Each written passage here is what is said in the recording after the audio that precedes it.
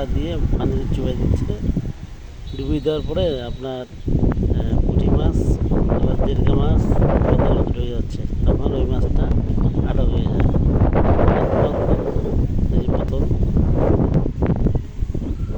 এই মাছটা বোতল, এই বোতলের মধ্যে মাছ ঢুকে গেছে। এখন বাইর করে ওই পাতায় নিবে। ভালো মাছ বের করতেছে, এই মাছ বের করে পাতাতে দিল। এখন পাতা দেখা গেল এই প্যাকেট